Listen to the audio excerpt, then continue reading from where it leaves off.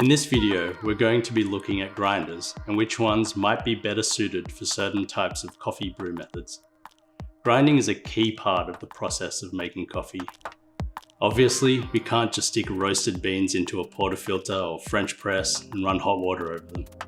We need to break the beans down to smaller particles, so when they interact with the water, we can extract the flavor in the form of dissolved solubles. It's all about surface area and finding the appropriate size to extract the flavor.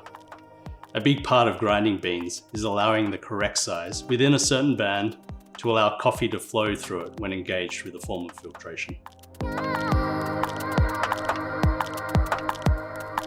Coffee grinders usually fall under a few different categories defined by the type of process used to break up the beans.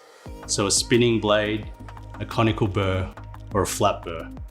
The blade grinders for coffee aren't usually recommended as they just chop up the coffee, resulting in a very uneven particle size, not conducive to accurate brewing.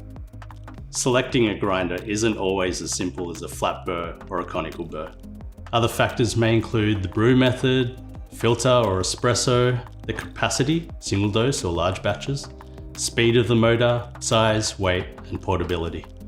If we look at a flat burr grinder, this design has two discs with teeth that sit on top of each other. One disc remains stationary while the other spins, creating the grinding action.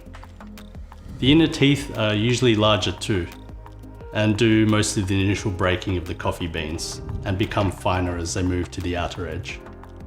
I'm generalizing a lot here with the burr shapes, but flat burrs produce a more uniform particle size compared to conical.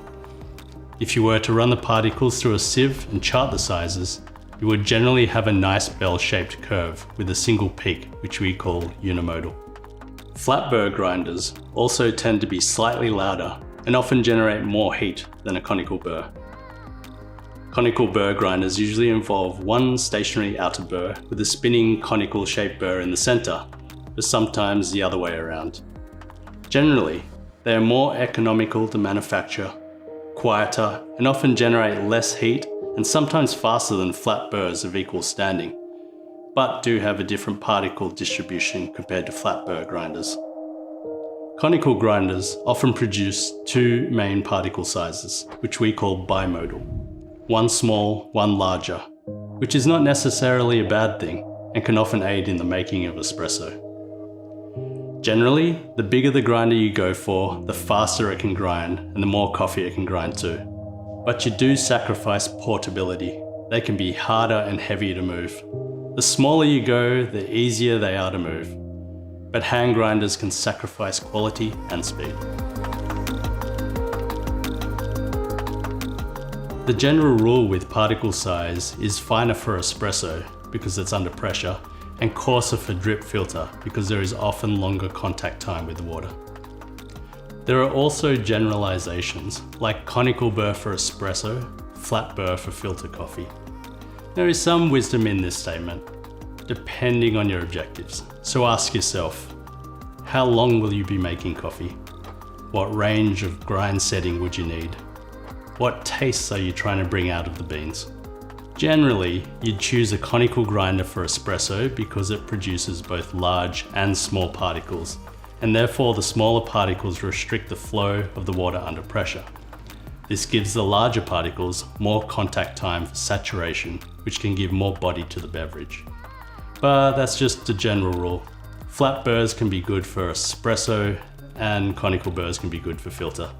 For example, here we use flat burr grinders for our espresso, because we like to prioritize clarity of body. This means we can hone in the extraction to target the peak of the particles without, for a lack of a better term, muddying up the beverage with over-extraction of the finer particles.